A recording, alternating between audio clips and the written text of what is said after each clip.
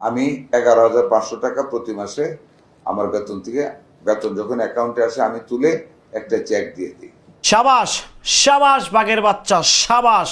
এই না হলো প্রধানমন্ত্রী, এই না হলো বাংলাদেশের প্রধানমন্ত্রী, এই না হলো বাংলাদেশের স্বাধীন পরবর্তীকালীন ওয়ান অফ দ্য বেস্ট প্রধানমন্ত্রী।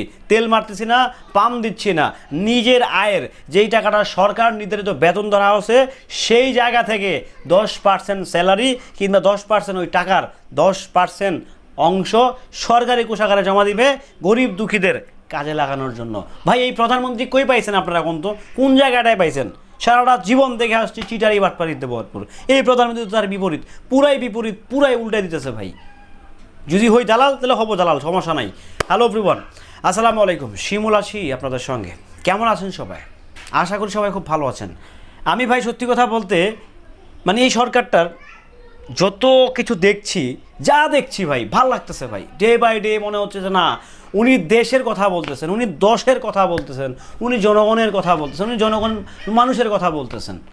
এই যেমন আজকে খুব সুন্দর একটা দুর্দান্ত তাদের নাকি ক্যাবিনেট মিটিং থেকে প্রধানমন্ত্রী নিজেই মন্ত্রিসভাকে রিকোয়েস্ট করছে যে আমার যে স্যালারিটা আছে সেখান থেকে আমার বাবা শহীদ প্রেসিডেন্ট জিয়াউর রহমান ওই কাজটা করতেন, আমি ওই কাজটা করতে চাই।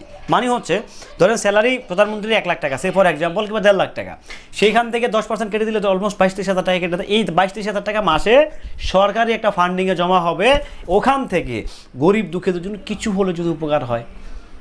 চিন্তা করছেন ভাই, মানে আমরা কোন প্রধানমন্ত্রী পাইছি? অনেকে আমাকে তেলবাজ বলেন যে আমি এই সরকারকে তেল দিচ্ছি। তেল দেওয়ার কি আছে ভাই? আমি দেশের নাগরিক, সরকার ভালো করলে ডেফিনেটলি ভালো বলবো, খারাপ বললে অবশ্যই খারাপ বলবো। তো এখানে তো তেল মারার কিছু না, এখানে তেল মারার কি আছে ভাই? আমাকে অনেকে তেলবাজ বলেন যে আপনি আগে কইছিলেন মানে আগে তো সোশ্যাল মিডিয়াতেই ছিলাম ভাই, তাই না?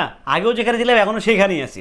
যাই হোক, এখন কথা হচ্ছে সরকারের এইসব কার্যকলাপ, সরকারের যে অ্যাক্টিভিটিসগুলো দেখেন, উনি ওনার স্যালারি থেকে 10% যদি দিতে পারে, তাহলে আমি আপনি দেশের নাগরিক ওনাকে সম্মান জানাতে পারি না?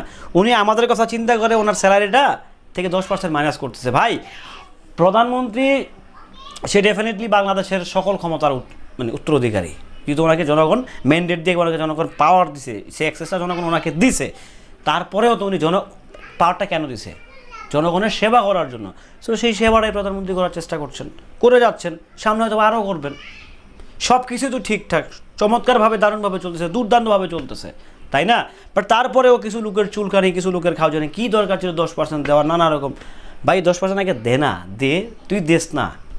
তোরা যারা এগুলো মাতুপুরি করিস তারা দে, তোদের তহবিল থেকে দেন। হ্যাঁ, আলহামদুলিল্লাহ বাংলাদেশে এরকম বহুত লোক আছে যে 5 টাকা কামায় 8 টাকা দান করে, 3 টাকা মাইনাসে থাকে, এরকম সিরিয়াসলি আছে।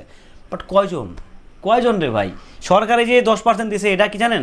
এটা জাস্ট উনি স্টার্ট করলো কেবলমাত্র, সরকার প্রধান মাত্র স্টার্ট করলো।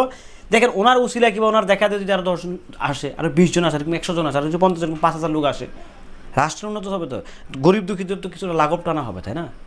যাই হোক, দিন শেষে আমার যেটা মনে হয়, আমার প্রধানমন্ত্রী, আমার দেশের প্রধানমন্ত্রী, আমার দেশের সর্বোচ্চ ক্ষমতার অধিকারী যিনি মাননীয় প্রধানমন্ত্রী জনাব তারেক রহমান, অবশ্যই আনডাউটলি উনি যা করছেন, যা দেখাচ্ছেন জনগণকে, সত্যি দেশের স্বার্থে, জনগণের স্বার্থে সকল কিছু করতে প্রস্তুত, সকল কিছু করতেই যেন মরিয়া। যাই হোক, ভালো থাকবেন, সুস্থ থাকবেন। প্রধানমন্ত্রীর এই আপডেটটি কেমন ছিল কমেন্ট করে জানিয়ে যাবেন। আল্লাহ হাফেজ।